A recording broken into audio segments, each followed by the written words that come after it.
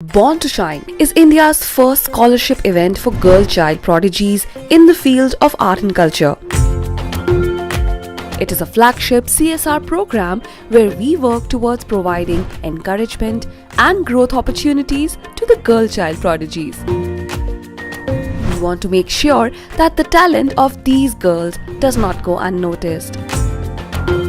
These prodigies have the capability of representing our culture on global stage if they are rightly identified, nurtured and honed with proper guidance. So, Born to Shine brings to you the Knowledge Series, where we will be talking to experts from various fields of Indian art and culture. These experts will be sharing their exceptional knowledge of Indian art and sharing their guidance with our child prodigies.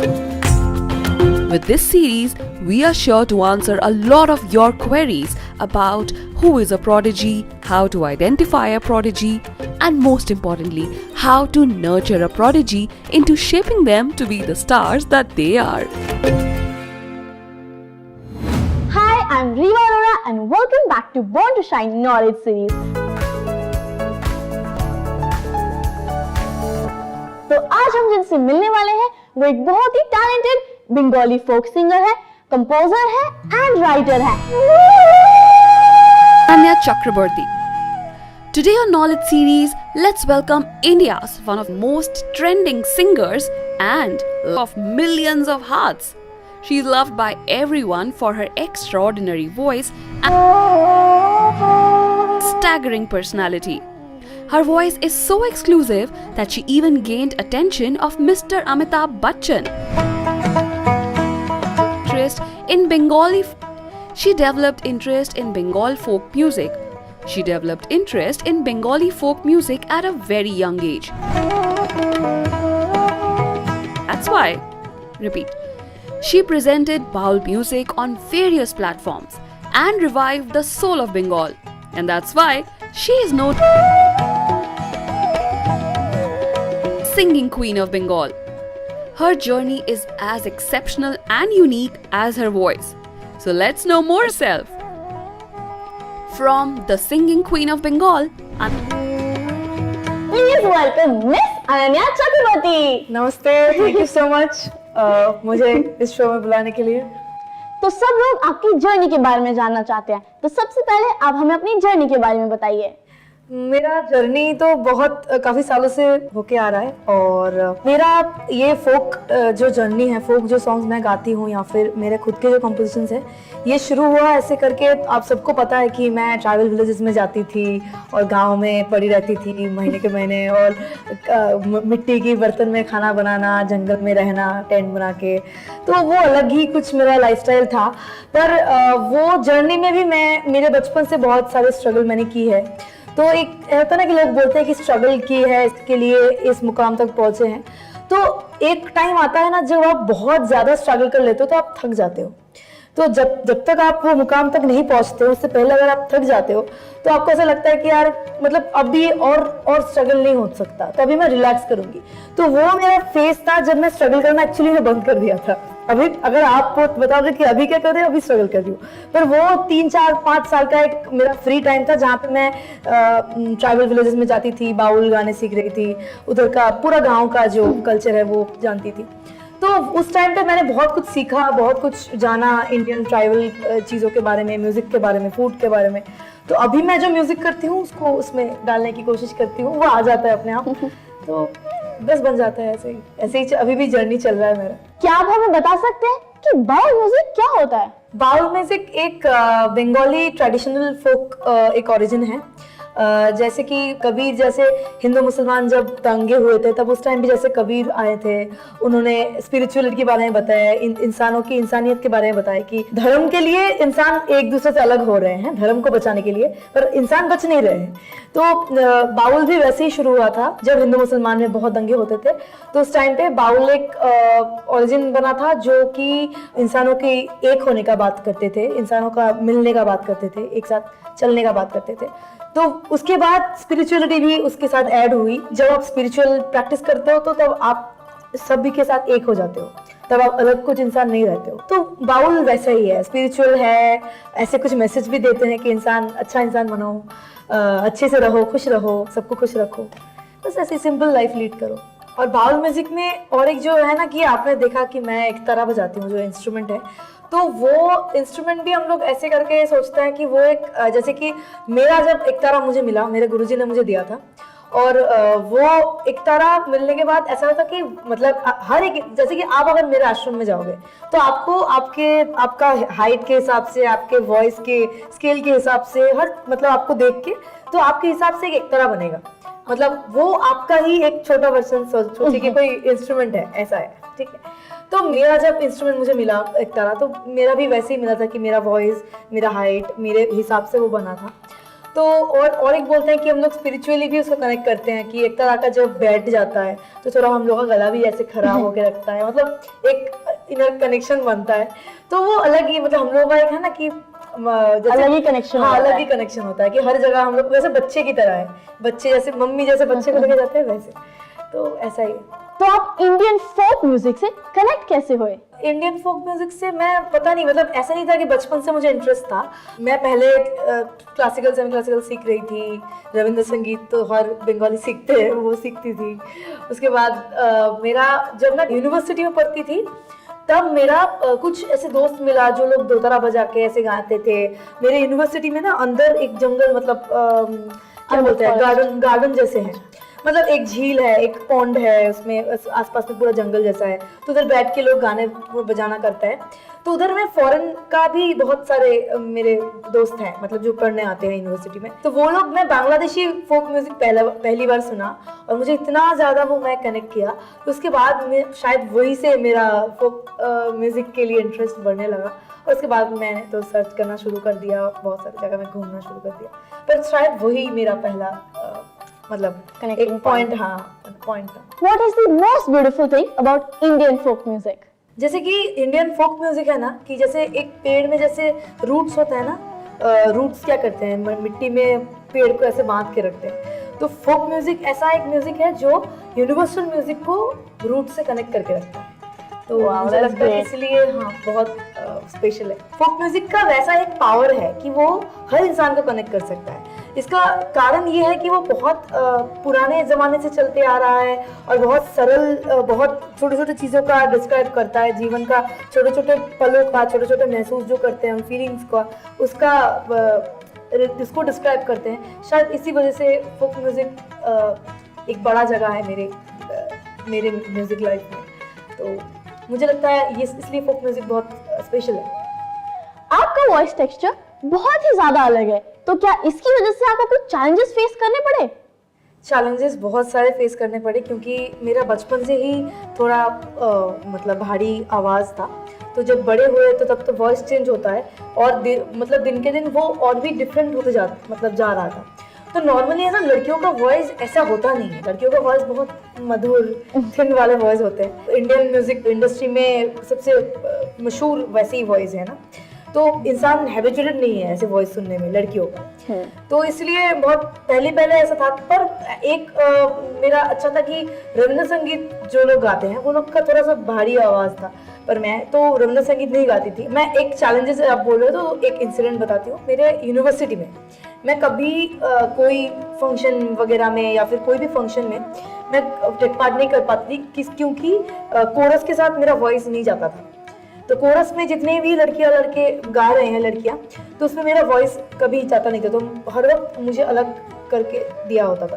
पर अभी वो जो professor है ना, मतलब जो लोग मुझे निकालते थे ग्रुप से, अभी वही मुझे मतलब बोलते हैं कि यार तेरा आवाज़ सुन के इतना अच्छा लगता है, इतना अच्छा गा रहा है। मैं बोला कि यार मैं तब भी ऐसे ही गाता था, ऐसा नहीं था, पर तभी कनेक्ट नहीं कर पाए, अभी कनेक्ट कर पाते हैं। पर ऐसे बहुत सारे चैलेंजेस होते थे, मतलब लोग ऐसे बोलते थे कि यार ऐसे वॉइस क्या गाते हो, ऐसे खराशे हैं, पर अभी वो खराशे लोगों को अच्छा लगता है पर तब अच्छा नहीं लगता। ठीक है। आपकी आवाज इतने अलग होने के कारण आपको फोक म्यूजिक में क्या क्या एडवांटेजेस मिले? एडवांटेज तो मिला क्योंकि बंगाल फोक म्यूजिक के जो इंडस्ट्री है उधर में लड़के लड़की जो भी गाते हैं थोड़ा सा उनके भारी आवाज़ होते हैं, थोड़ा सा मतलब ऊपर तक जाते हैं गला, तो वो वैसे मेरा था। वो एक कारण भी था कि जब मैं फोक म्यूजिक गाती थी तो लोग बहुत ज़्यादा मतलब अरे क्या गा रहा है ऐसा करके कनेक्ट कर पाते थे। पर अभी लोग ऐसे भी एक्सेप्ट करने लगे हैं। अभी मैं जब ऑडियंस को देखती हूँ कि लोग, मैं डिफरेंट जॉनर में भी अपने वॉइस में कभी वॉइस चेंज नहीं करता। ऐसा ना कि कोई गाने के हिसाब से गला चेंज करके गाना, तो अभी मैं नहीं करता। मैं अपनी खराज मतलब ऐसे ही वॉइस में मैं गाता और लोग वो पसंद करने लगे हैं, अभी वो कनेक्ट कर पाते हैं अभी। पर फोक म्यूजिक में तो ऑब्वियसली मैं कभी भी अगर फोक म्यूजिक गा दूँ, आप कभी भी बोलो, तो वो सच में बहुत ज़्यादा लोगों को कनेक्ट कर पाते हैं, लोग पसंद करते हैं। आजकल बहुत लोग मतलब वेस्टर्न म्यूजिक की तरफ ज्यादा बढ़ रहे हैं एंड इंडियन म्यूजिक की तरफ थोड़ा कम, तो इस पर आपका क्या कहना है? आगे बढ़ाना तो चाहिए। मतलब ऐसा है कि आप अगर सचिन देव बर्मन या फिर पुराने ज़माने के हिंदी फिल्मों की गाने आप सुनेंगे तो उसमें बहुत ज़्यादा इंडियन फोक म्यूज़िक का प्रभाव है। क्योंकि मैं थोड़ा सा सचिन देव बर्मन को सुनती हूँ तो मुझे लगता है कि बंगाली कुछ भवैया भाटियाली एक जॉनर है फोक, बंगाली फोक में। तो वैसे बॉलीवुड गानों में भी सचिन देव बर्मन ने वैसे उसका सुर, उसका जो धुन है वो देते थे, तब तक वो असर था। पर अभी भी ऐसा नहीं है, पंजाबी फोक भी काफ़ी पॉपुलर है। तो अगर आप बताओ कि इंडियन फिल्म इंडस्ट्री में ऐसा कोई फेमस फोक आर्टिस्ट का नाम बताओ जो फोक आर्टिस्ट है। कॉमर्शियल सिंगर्स तो है ही, फेमस कोई फोक आर्टिस्ट जो एकदम मेन स्ट्रीम में काम कर रहे हैं, ऐसा है नहीं। इसका कारण ये है कि मुझे लगता है, मेरा पॉइंट ऑफ व्यू से, कि अगर आप रियली बहुत ही फोक म्यूजिक करते हो या फिर वैसे बोले रहते हो, आप कॉमर्शियली मतलब आपको फेसबुक चलाना नहीं आता, आपको इंस्टाग्राम चलाना नहीं आता, आपको यूट्यूब में कैसे मोनेटाइज करते हैं ये पता नहीं है, तो ये सब एक बड़ी कारण है। वो आर्टिस्ट बहुत टैलेंटेड फोक आर्टिस्ट हैं इंडिया में, पर वो खुद को शायद बेच नहीं पाते, सीधे हिसाब में बेच नहीं पाते इंडस्ट्री में। तो बेच नहीं पाते इसलिए है तो पॉपुलर, बहुत टैलेंटेड है, पर बेच नहीं पाते इसलिए जनसाधारण में वैसे नहीं है। पर बहुत सारे फोक आर्टिस्ट हैं और लोग सुनते भी आते हैं। तो कितना जरूरी है इंडियन फोक म्यूजिक को आगे बढ़ाना? ज़रूरी तो बहुत है, और मुझे लगता है कि अगर कुछ हम लोग तरीका सोचे तो अच्छा है। जैसे कि कोई अगर प्लेटफॉर्म्स हो या फिर जैसे सारेगामा ने अलाउ किया मुझे बंगाली फोक गाने में, तो मुझे पता भी नहीं था कि मैं इधर आके एक, ये तो नेशनल चैनल है, हिंदी नेशनल टेलीविजन में हो रहा है, नेशनल एक रियलिटी शो है, उधर में कोई पर्टिकुलर लैंग्वेज की फोक सॉन्ग्स क्यों होगा।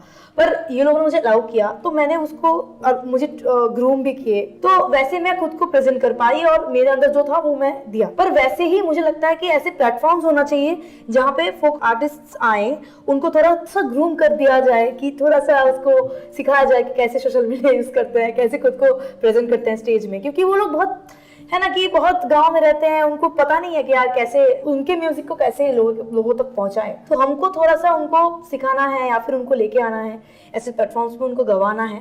तो ऐसे ही बंगाल, सिर्फ बंगाल नहीं, पूरे इंडिया के जो भी राजस्थानी फोक हो या फिर केरलियन में भी बहुत सारे फोक्स हैं, हर स्टेट में है। तो सारी स्टेट्स की जो भी फोक कल्चर है, जो भी फोक म्यूजिक है, तो वो अगर हम लोग कोई भी ऐसे शो हो या फिर कोई भी प्लेटफॉर्म्स हो जहाँ पे हम लोग प्रमोट कर पाए तो वो शायद अच्छा हो। अगर किसी को फोक म्यूजिशियन बनना है तो उसके लिए आप क्या एडवाइस देंगे? हाँ, तो अगर आपको फोक म्यूजिक सीखना है, जानना है, तो आपको कल्चर को सीखना बहुत ज़रूरी है। क्योंकि कल्चर को आप जब सीख पाओगे तो आप उसके ओरिजिन तक भी पहुंच जाओगे और उसका मतलब महसूस कर पाओगे, फील कर पाओगे। तो बस एंजॉय करो अपनी लाइफ और जर्नी को एक्सपीरियंस करो, तो वैसे ही सीख जाओगे आप कुछ भी। क्या आपको मतलब दूसरों से कभी डिफरेंट फील होता है? इतना सक्सेस के बाद कभी कुछ डिफरेंट या कुछ अलोन फील होता है आपको? बिल्कुल अलोन फील करती हूँ। हर इंसान अलोन फील करता है अपनी ज़िंदगी में कभी कभी, क्योंकि एक है कि बहुत सारे लोगों का एक्सपेक्टेशन है। जैसे कि कोई बोलता है कि आपको ये करना चाहिए, आपको फिल्म में गाना चाहिए, आप काबिल हो फिल्म में गाने के लिए, आपको ओरिजिनल्स में आपके बहुत लाख व्यूज़ आने चाहिए, आप और भी पॉपुलर होना चाहिए। क्योंकि जो फैंस होते हैं ना, वो लोग चाहते हैं कि आर्टिस्ट बढ़े और भी बढ़े, ऐसे करके। तो वो तो है ही। और अलोन फील करती हूँ कि जब, क्योंकि हम लोग का भी काम इतना ज़्यादा बढ़ गया है, तो दोस्त जो भी हमारे दोस्त हैं उन लोगों के साथ टाइम नहीं बिता पाते तो वो लोग छोड़ के चले गए, ठीक है। तो मतलब क्योंकि वो लोगों का सीधा फंडा है, यार तुम पार्टी में नहीं आते, तुमको जब बुलाते हैं बर्थडे पार्टीज में या फिर कहीं पे भी हम लोग खाने जाते हैं तो तुम नहीं रहते हो शहर में, कभी बॉम्बे रहते हो, कभी कोलकाता रहते हो, कभी मतलब टूर में चले जाते हो शोज के बारे में, तो तुम रहते नहीं हो। तो दोस्त भी बहुत कम हो गए हैं, फैंस बहुत है पर है ना कि दोस्त है, फ्रेंड सर्कल है, वैसे हम लोग का टाइम नहीं रहता है तो फ्रेंड सर्कल सब कम हो गए, अब हो ही नहीं पाता, बात नहीं कर पाते। तो कभी कभी लोनली फील होता है तब म्यूजिक करते हैं, अच्छे अच्छे गाने लिखते हैं, उस टाइम पे लोनली जब फील करते हैं तो उसमें फील बहुत तगड़ा होता है। तो ऐसे ही है। तो आप हमारे इस इनिशिएटिव बॉर्न टू शाइन के बारे में क्या कहना चाहेंगी? बहुत कुछ कहना चाहूँगा क्योंकि मुझे ये इनिशिएटिव बहुत अच्छा लगी। पहले तो मैं खुद लड़की हूँ और मैंने म्यूज़िक लेके पढ़ी है यूनिवर्सिटी में, तो मुझे पता है कि आर्ट एक ऐसी सब्जेक्ट है, मतलब विजुअल आर्ट्स या फिर ऐसे कोई भी म्यूज़िक हो या फिर डांस हो या फिर ड्रामा हो, कुछ भी अगर आप आर्ट कर रहे हो तो इंडिया के इंडियन स्टूडेंट्स इंडिया में अगर पढ़ता है तो उसको स्कॉलरशिप उतना मिलता नहीं है। मतलब मैं तो वेस्ट बंगाल में पढ़ी हूँ तो मुझे पता है कि बाहर से लोग जो आते हैं इंडिया में उन लोगों को स्कॉलरशिप मिलता है इंडिया में पढ़ने के लिए, पर इंडियन लोगों को नहीं मिलता उतना। तो अभी मुझे ना ये देख के मुझे अच्छा लग रहा है कि यार चलो अब तो कुछ आ रहा है, इनिशिएटिव स्कॉलरशिप आ रहा है, अब स्कॉलरशिप आ रहा है तो अभी मन लगा के डांस करो, मन लगा के गाना गाओ, एकदम पैसे की चिंता ना करो, पहली तो बात ये। और लड़कियों के बारे में, लड़कियों को आगे बढ़ाना तो हमारे देश में सबसे बड़ी बात है, सिर्फ आगे बढ़ाना नहीं है, मतलब हर तरीके से अभी तो इक्वलिटी की बात भी चलता है, सब कुछ चलता है, पर फिर भी एक रह ही जाता है वो एक चिंता कि यार लड़की है क्या होगा, वो भी शादी करवाना है, म्यूजिक लेके पढ़ के। मुझे बहुत सारे क्वेश्चन होते थे, यार तुम म्यूजिक लेके पढ़ते हो क्या करोगे, क्या नौकरी मिलेगा, तो ऐसे मुझे पूछते थे। तो मुझे लगता है कि यार म्यूजिक लेके, डांस लेके लोग बहुत पैसे कमा सकते हैं, बहुत एस्टैब्लिश हो सकते हैं, देश की नाम रोशन कर सकते हैं, मेरे परिवार के नाम रोशन कर सकते हैं, पॉपुलर हो सकते हैं। तो मुझे लगता है कि इसलिए ये इनिशिएटिव बहुत स्पेशल है। तो इस इनिशिएटिव को मैं अपनी तरफ से बहुत सारे बधाइयाँ देना चाहूँगी इतना अच्छा एक कदम उठाने के लिए, और मेरे all positive energies and best wishes तो एवरीवन। तो अच्छे से काम हो, बहुत अच्छे से काम हो, बहुत अच्छे से ये बहुत लड़कियों को आप लोग सपोर्ट कर पाए। थैंक यू सो मच ये काम करने के लिए और all the best. Thank you. क्या आप हमें कोई फोक गाना सुना सकते हैं एज पर एवरीबॉडीज रिक्वेस्ट? ओ प्राण पाखी मो उइरा যায় খাঁচা থেকে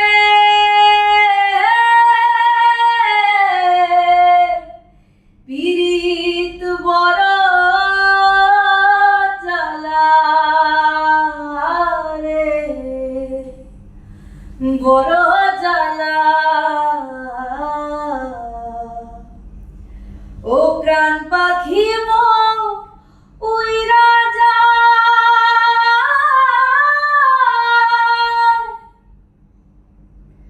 कागज के दो पंख लेके उड़ा चल जाए रे, जहाँ नहीं जाना था ये वही चला है रे।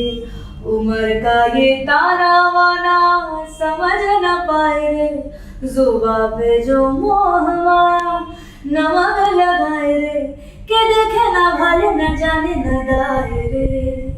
दिशाहारा केमन बोका मुंटा रे, दिशाहारा केमन बोका मुंटा रे।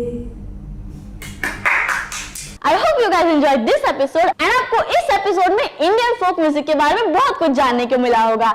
सो thank you so much for watching. Don't forget to like, share and subscribe to our YouTube channel Born to Shine. Stay tuned for next videos.